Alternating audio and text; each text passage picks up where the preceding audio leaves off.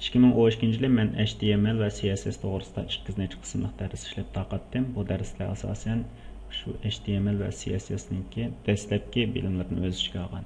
Va shuning bilan birga oddiy misollar orqali tushuntirilgan bo'lganligi uchun qo'llanuvchilarning yoki o'rganuvchilarning cho'ng bir tipdagi UI yoki shunga o'xshash betning yuzini loyihalashida ba'zi bir qulaysizliklar kelib chiqqan masalalar bor ekan.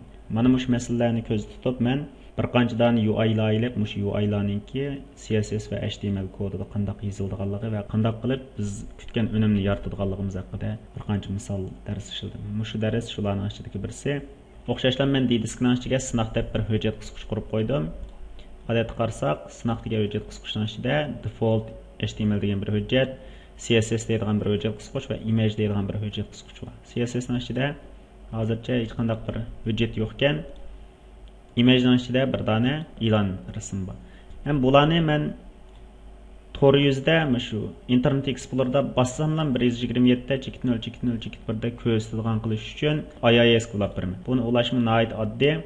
IIS ni qo'zg'atganning yoqi buning ichidan default website deganni ichib, shu turlarning ichidan dastlabki loyiha degan turni olsak, mana shu yerda ulaydigan bir yerimiz bor. Men buni ochdim. D-diskning ichidagi sinoq degan hujjat qisqichni chekib jazmlashtirdim. Ondan keyin qolgan yerlari asosan o'xshash, boshqa Windows XP ning yoki Windows 7 ning tanlashlarga o'xshash bo'ladi. Ondan keyin men shu default website ning ichida default HTML deydigan hujjatni qo'zg'atilganligim uchun uni dastlab qo'zg'atilgan hujjatlarning tizimiga qo'shib beraman. Buni qo'shib cheksam echiladi. Qarasam bu yerda default HTML deb turdi, default HTML yo'q ekan. Men bu yerga shuni qo'shib beray. Default HTML bo'lsin. Jazmlashtirdim. Qarasam ondan keyin bu qo'shildi. Bundan keyin shu hujjatni ana 127.0.0.1 ni bassak, mushnim qo'zg'atib berdi. Ondan keyin men bundan chekinib chiqdim. Chekinib chiqayotganning yoqi bu yerga web config deydigan bir tal hujjat qurildi. Bu hujjatningki qanday hujjat ekanligi, kichik nima yozib qo'ydiganligi, qanday vaqtda ishlatilganligimiz to'g'risida men buni keyin tafsil so'zlayman. Ondan keyin sinoqning ichidagi default HTML degan hujjatni ochdim. Bu hujjatni ochsam dastlab qadamda 10 program bor ekan. Bu men tuzib qo'ygan program emas. Har qanday bir HTML hujjatni qo'zg'atsam, bu xil programma bo'ladi odatda. Ondan keyin men bir dona CSS hujjat qurdim. Bu CSS hujjatni saqlayman. CSS hujjat qisqichning ichiga. Buni qisqa CSS hujjati deb saqlab berdim. Saqlab berganning yoqi buni shu betning o'ziga ulab beraman. Ulashning bir qancha xil usullari bor. Odatda program yozib ulashni ko'proq tavsiya qilaman, chunki program yozgan vaqtida programga o'qigan tushunchamiz oshadi, dastlab o'rganayotgan vaqtlarimizda. Bo'lmagan ahvolda biz bu yerdagi CSS tahrirlagich yoki CSS ni suzgich orqali bu yerga qo'shsak bo'laveradi. Buyruqlarning ichidan bor albatta. Biz buni link orqali mana shu qo'shib beraylik. Link. Ulab beraman, mana qisqa degan CSS hujjatni style sheet olsun.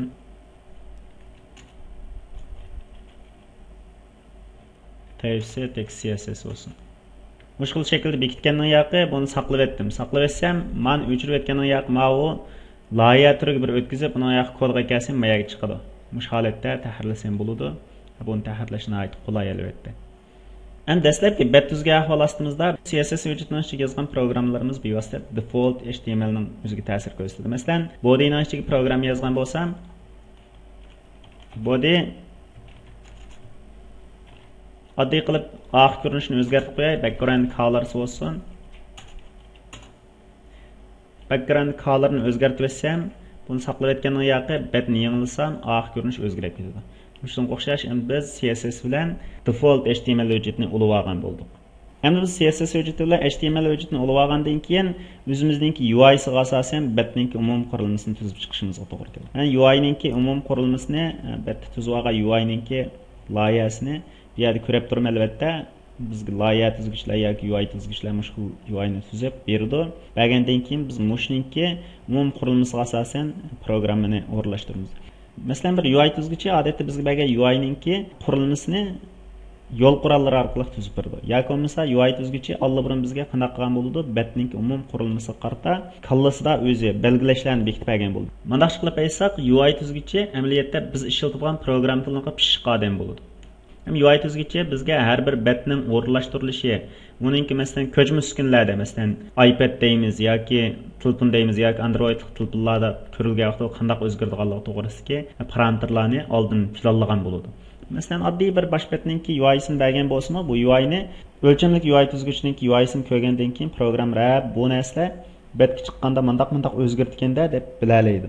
Shunga biz bu UI'ninki umum qurilmasiga qarab mundaq narsalarni ishlatayotganman deb bilalaymiz. Umum jihatda olib aytganda betning UI'si uchun ayrim bir bet plan deb bir material tuziladi. Bu materialni men burungi darslarimdan tortib so'zlab kelyapman.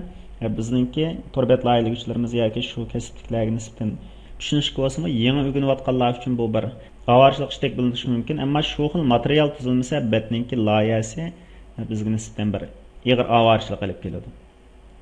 Biz betni boshlaylik. Qarsam, eng ustida bu yerda bir oq rayon bor ekan.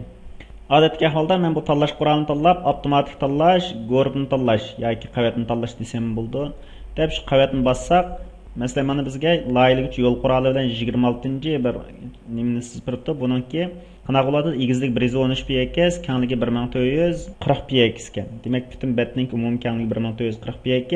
Ustidagi bu bizningki a'zo bo'lish, izlash va betning to'g'ri o'rnimiz 113 px ekan. Mushunga asosan biz betning umum loyihasini bekitib olamiz. Masalan, qavatni tanlash deb eklab, ba'zi bir tug'larni yoki ma'noga o'xshash narsalarni chiqarmoqchi bo'lgan bo'lsak-mi, bossaqlam shuni qanaqa qildi? Masalan, tanlab qildi. Rasmni olaylik yoki ma'no olaylik.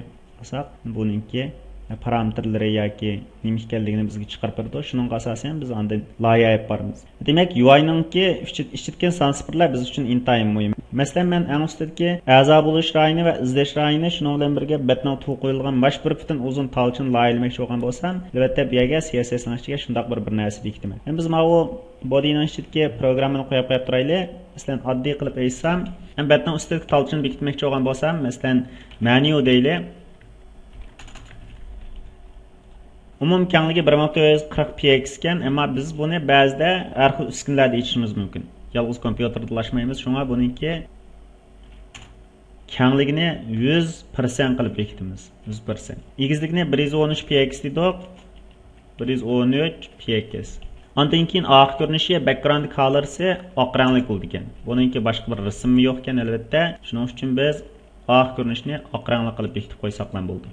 FFF jazmlashtirdim. Jazmlashtirganning yoqi betning o'ziga, ya'ni default HTML dan chiqib, bu yerga uni bekitib beraman. div class qarasam mana men tuzib qo'ygan menu chiqdi. Programni yozdim, saqlab etdim. Saqlab etganning yoqi betning o'zini ijro qilsam, ma'qul shakl chiqdi. Endi biz bu yerda oq narsaning chiqqanini bilmagan bo'lganligimiz uchun body'ningki background color'sini EA qilib bekitdim. Saqlab etdim. Saqlab etganning yoqi betni yanglisam, bu holatni ko'radim. Ya'ni meningki ustidagi talcham chiqqan bo'ldi. Ammo to'rt tarafidan oraliqlar qilib qoldi. Buning uchun o'xshashlar butun betningki marginsini bekitibman. 0 qilib bekitib qo'yay. 0 bo'lgan vaqtida ondan keyin buni yangilasam betni ustiga to'lab turgan holat chiqadi. Ondan qarasam mening UI'imdagi bu xil ko'rinish chiqqan bo'ladi. Ham bu bet 100% kenglik to'g'anligi uchun cho'ngaygan vaqtida teng cho'ngayib, kichikligan vaqtida teng kichiklaydigan holat shakllandi. Endi masalan betningki mush menyuning ichiga o'rlashtirilgan narsamiz 3 turli bo'ladi. Birisi tizimlash rayoni, ondan keyin izlash, ondan keyin betning tug'i. Unda biz betning tug'ini o'rlashtirib boqaylik. Image src mana ichiga men logoni olib qo'ydim. Bu yerga tortib berman. Tortib berganimga yoq qarsam, jazmlashtirdim, betni yangilasam, bu holat shakllandi. Albatta bizning bu yerda avar qilgan bir masala chiqdi, ya'ni betningki bu tug'i kenglik jihatdan avtomatik holda qanday qilish kerak? Masalan, bet kichikligi vaqtida, masalan, telefonda tug'li ko'rinib, boshqa narsalarimiz ko'rinmay qolsa bo'lmaydi. Mana shunday ahvolga asosan biz buningki programmasini qayta yozib chiqamiz. Ondan keyin izlash bilan tizimlash rayini o'rnatishga to'g'ri keldi. Buning uchun albatta div'dan 2 ni quramiz. Bu yerga men mush 2 div'ni qurib o'tib, ondan keyin betning qanday tuzilganligi to'g'risida so'zlay. Avval bu yerga masalan tizimlash rayiniga reg deb qo'yay.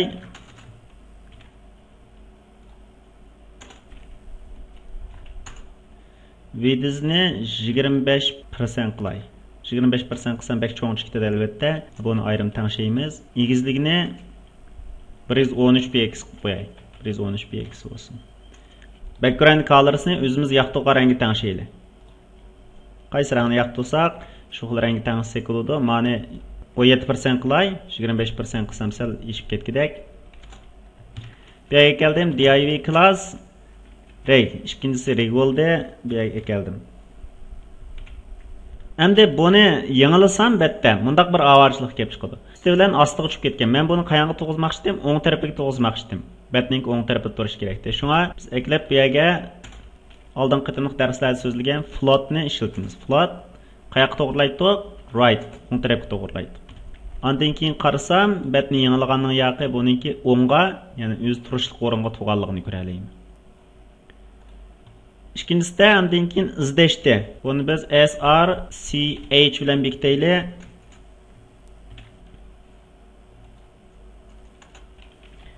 Width'ga 55% qilib qo'yayman. Cho'ngroq bo'lsin. Egizlik o'xshashlam 113 px olsun. Bu albatta bu birliklarning hammasi hozir taxminiy o'rinlashtirayotgan birliklar. Biz ba'zi narsalarni ustidan ostidan tashlaydiganliklarimiz bo'lishini qarta ishlatamiz. Ondan keyin buningki background colorsni CCC mushkul holatda kulrang holatda bekitib qo'yib turay. Buning to'g'rilanishini float o'ng tarafga to'g'rilab qo'yay.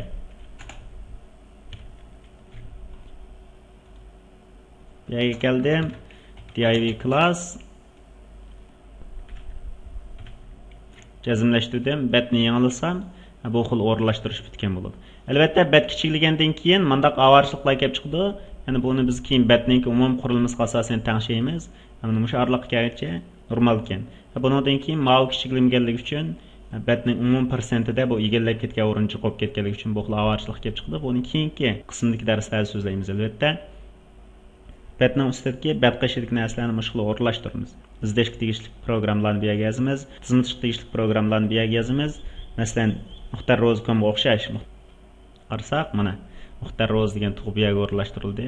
Mana bu bizning asos tizimlik, tizim rayoni, yordam rayoni, izdash rayoni. Shunga o'xshash o'rinlashtirilgan.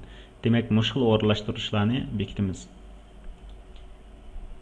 Endi betninki bu qismini bekitilishdan burun, asli biz bu programmalarni yozishdan burun betninki umum qurilmasini bekitamiz. Masalan, motor bekat qarsak, bir dona talcha, bir dona ilon rayoni, ondan keyin bir dona betning umum rayoni, ya'ni material chiqadigan rayon. Oqisda bir dona yordam rayoni va eskartish rayonidan iborat bir qancha rayondan tuzilgan. Sanab baxsak 1, 2, 3 ilan bilan 4, 5 rayondan tuzilgan ekan. Unda bo'lsa biz mush 5 rayonni avval tuzib olamiz. Hammasi asosan manuga o'xshab ketadi. Mush manuninki ishlatilishiga. Buni biz o'zimizningki betning umum qurilmasi yoki loyiharimiz qarta o'rinlashtirsak bo'lardi. Yoki bo'lmasa betning ishlanish jarayonidagi UI ga asosan o'rinlashtirsak bo'lardi. Buni shundoq bekitamiz. Ma'nodagi UI'imizda 1 dona, 2 dona, 3 dona, 4 dona, 5 dona buni musha qistirib olsak 5 dona, 6 dona, jami 7 dona o'rin bor ekan, shundaqmi? 7 dona o'rin bor ekan, mush 7 dona o'rinni bekitib turamiz biz. Endi biz buni har birisini ayrim-ayrim holda birdan-birdan bekitaylik. Biz hozir ustini bekitib oldik. Ustininki albatta izdash rayoni bilan tizimlash rayonini ayrim yozamiz. Bu to'g'rini bekitish oddiy bo'lgan bilan. Qolganlarini men asta-asta mush tartib bo'yicha bekitay.